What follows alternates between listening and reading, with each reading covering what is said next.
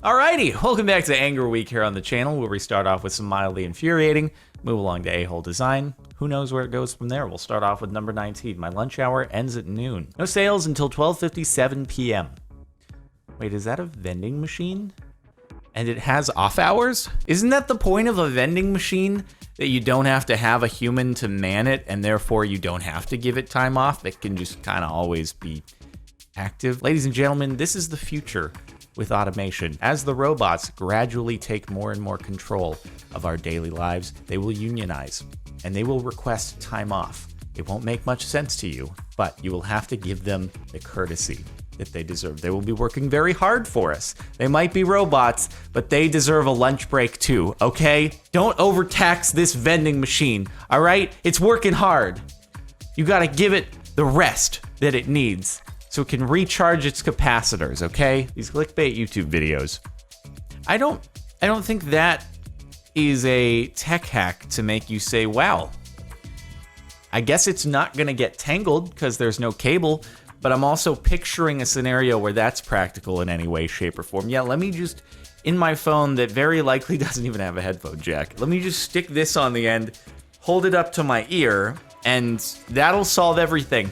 It'll make my listening experience so much better just listening through one headphone in one ear with my phone up to my face, slowly probably bending the headphone jack as I press on the phone to get the headphone to stay in my ear. 5-minute crafts with the 4 million views, of course.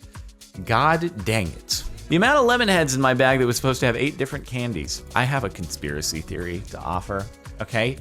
Variety candy bags, not all but some, are an effort for candy manufacturers just to get rid of the leftovers. It's like, we kind of have the end of this batch here. It's not enough to fill up a full bag, so let's put it off to the side, send it into the variety pile, and then it'll just get mixed in with a bunch of other candies, and then we'll be able to sell that, and we don't have to break the assembly line or like stop the bagging. We can just wait until a new batch comes in. It's my conspiracy theory, knowing nothing about candy manufacturing, okay? It just so happened they got an overflow of lemon heads in this case. So like, it's not a big deal. It still technically has every single candy we promised, just in varying amounts. So we're not really lying. We'll make the bag opaque so they can't actually see that it's really, really favored with lemon heads.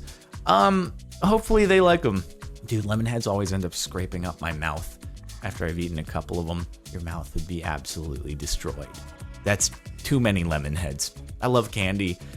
I'll even say, there's too many lemon heads right there. I think we could ease up on them just a little bit. 100% expected all 3 to fit. I'm now mildly annoyed. Oh, we've all had this happen to us at one point. You know, get like a 12-pack of soda. You're like, oh, these will all fit in the door of my refrigerator, right? They'll look all nice. Oh, cool. Either they're like all kind of out of place, and because it'll have a little bit more depth to the side door on the refrigerator, and you get them like kind of sticking out and in, or they just won't all fit, and you'll have one that has to go in another shelf. You're like, that's not ketchup. The rest is ketchup and condiments, but I have one soda can. It's real out of place, so I guess I'll just drink it so that I don't have to have it out of place in the refrigerator. The difference seems pretty clear to me, yet I had 3 people wiggle the door handle and 2 people knock while I was changing. I will never understand for the life of me why that is the case. I think everyone's had this happen to them, right? It says very clearly if it's in use. Are you expecting that someone crawled under the gap of this? Isn't a stall, okay? This is like an actual door. You think I can climb under that gap right there, lock it from the inside, then crawl back out as some kind of joke, you know, like sometimes people do in public restrooms where they crawl under the large gap under the stall door and they lock it and then they get back out. I was like, no, I locked it, but no one's in there. I'm also 5 years old and it's a funny joke to me. No, someone's in here, okay? You really think it's gonna make a difference? You really do? You think if you knock again after already knocking, like all of a sudden I'm gonna be done? Yeah, I was taking my time, actually. I thought I'd just sit on this public toilet a little bit longer because I enjoy it. You know, it's not like I have anywhere else to be, anywhere I'd rather be other than a public toilet. Receipt at an already overpriced restaurant. When I asked the waiter, he just shrugged and said, oh yeah, we need to fix that. Service, 10%. Subtotal, $86.79. Service not included. Okay, so hold on. That's the itemized, right?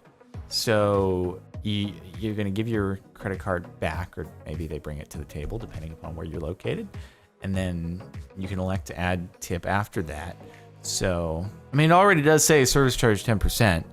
So knowing that that's there, I mean, you can kind of incorporate that. That is the worst, though. This has happened to me occasionally at restaurants that kind of sneak it in.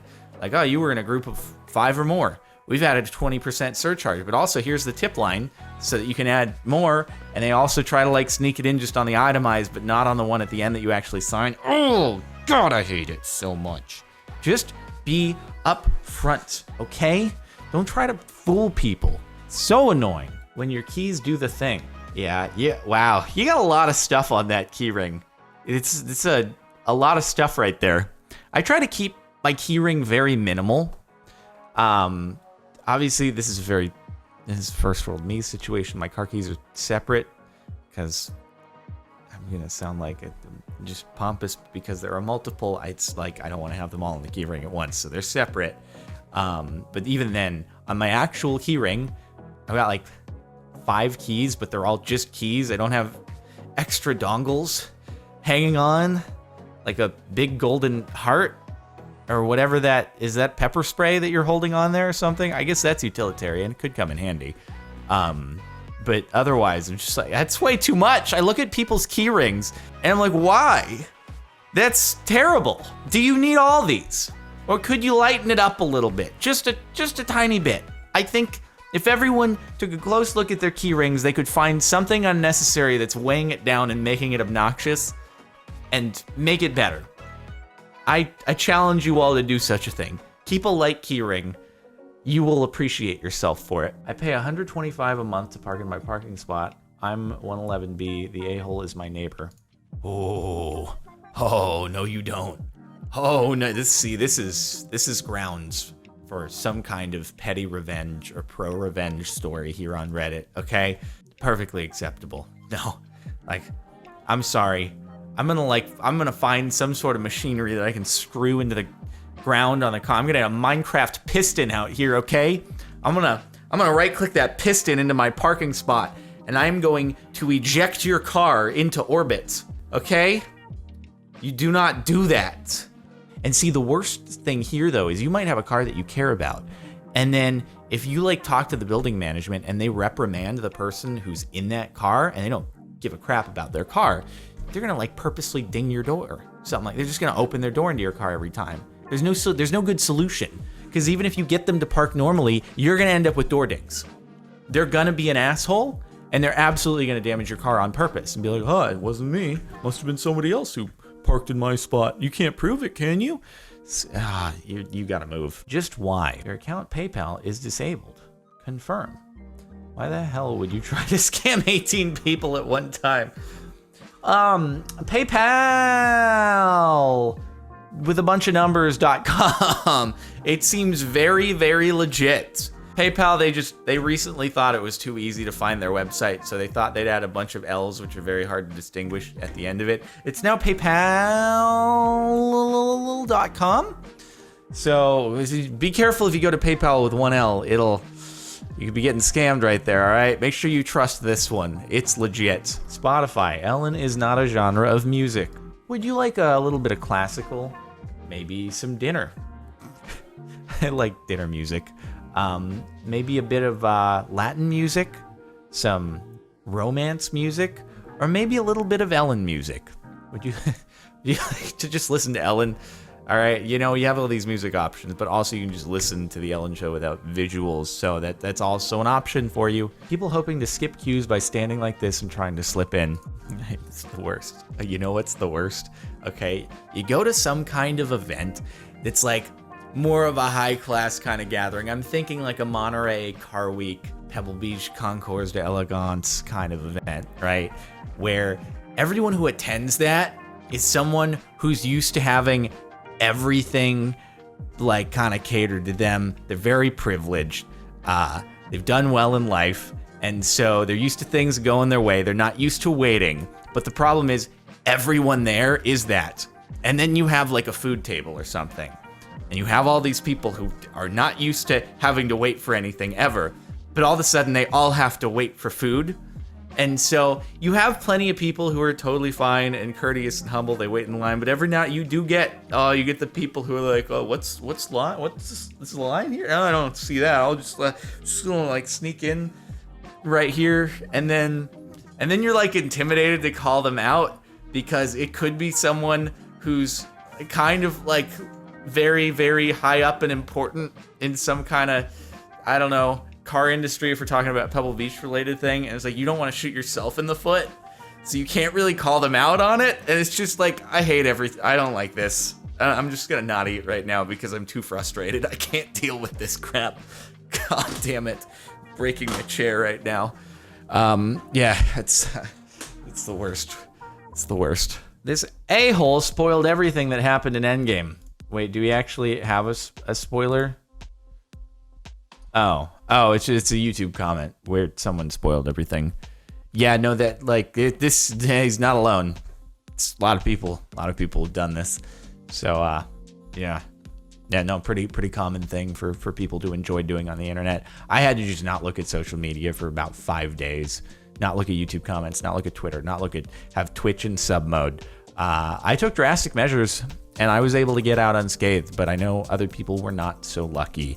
So Godspeed. This chandelier at a restaurant I ate bothers me so much. You had one job, okay? It's like, it's literally made for you to hang the chandelier there, and you were like, nah, I like to be different. We're gonna do it off to the side. Literally every online recipe nowadays. Delicious lasagna recipe. When I was a child in cold winter nights, that's when my mother taught me that food is love. Anyway, on to the recipe.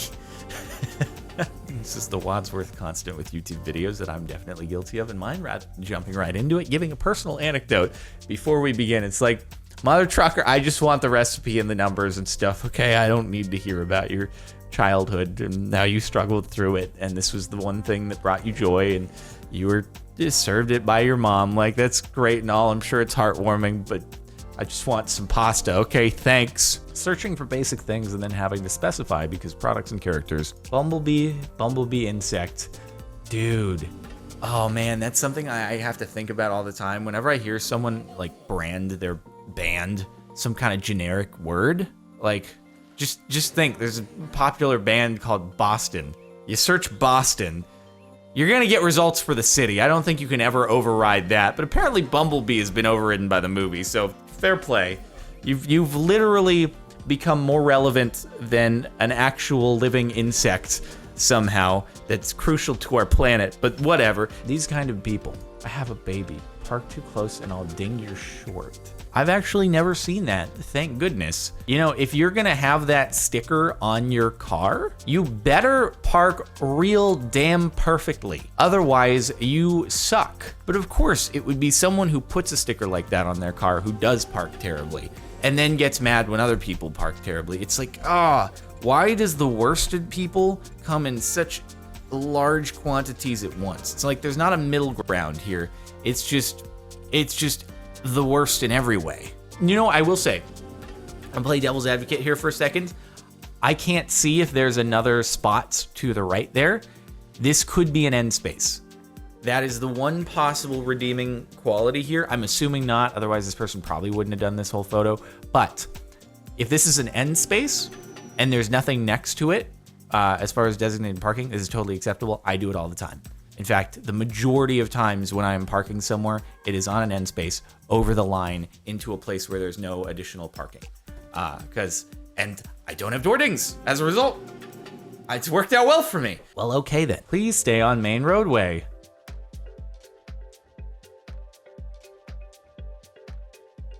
Yep. Yep. Cool.